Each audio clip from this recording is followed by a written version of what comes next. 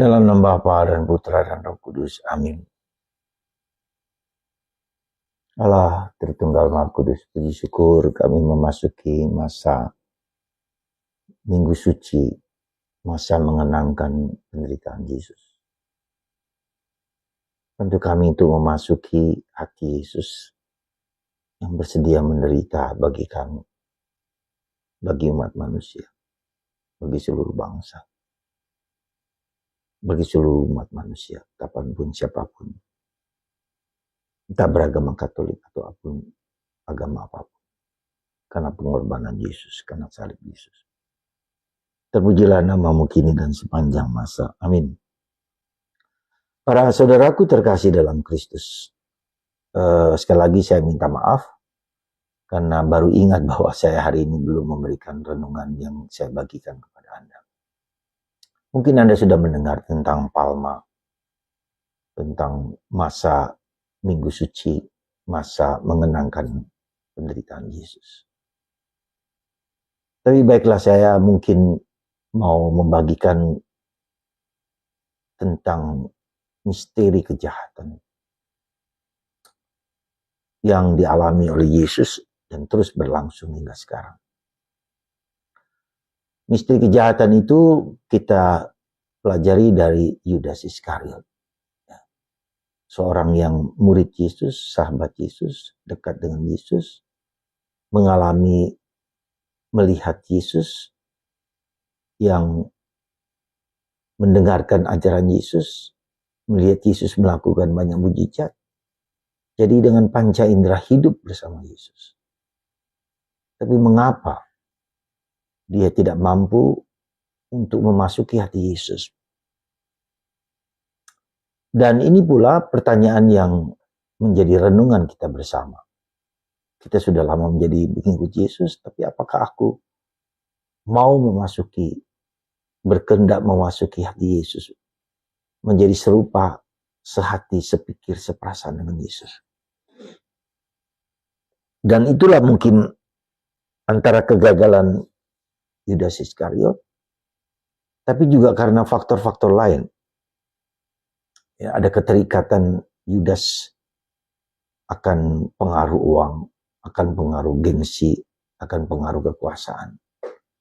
Sehingga dia bersedia menjual Yesus karena dia berpikir dengan pikirannya sendiri.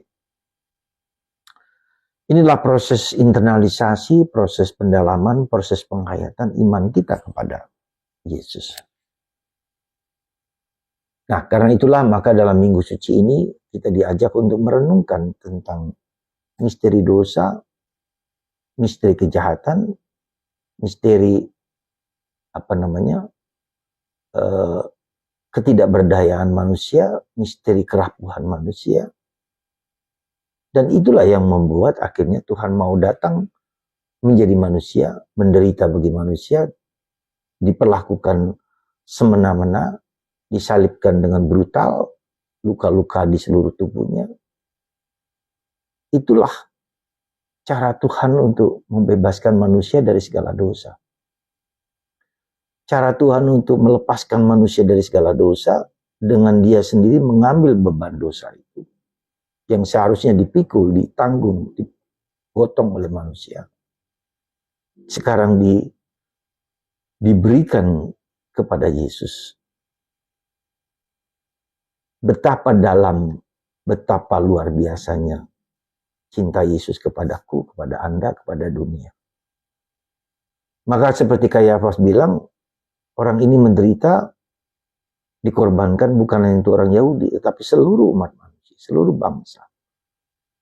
Universalitas dari karya keselamatan Yesus kepada semua bangsa, semua manusia. Dan ini merupakan sesuatu yang mengagumkan, sesuatu yang luar biasa. Kita sebagai orang Katolik, ya, bersyukur. Katolik berarti universal.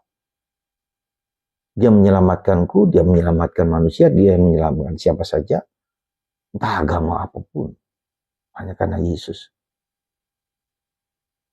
Karena itulah kita dipanggil untuk memberikan pewahyuan, pernyataan kepada orang lain, bahwa yang menyelamatkanmu, menebus manusia itu bukan karena pribadi lain, tetapi hanya Yesus.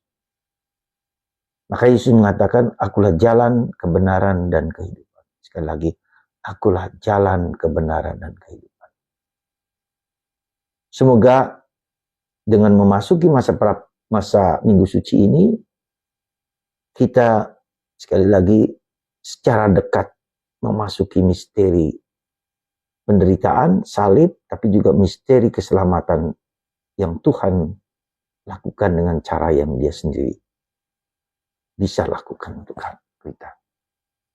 Kita rapuh, kita lemah, kita tak berdaya, dan kita butuh Tuhan. Sekali lagi kita butuh Tuhan dengan segala kerapuhan kita.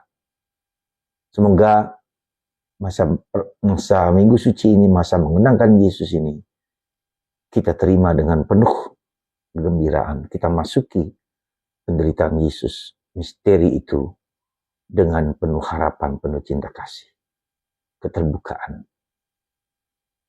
melihat, mengalami bagaimana cara Tuhan menyelamatkan Anda dan saya dan dunia. Berkat Tuhan atas Anda semua. Dalam Bapa, Putra, dan Roh Kudus.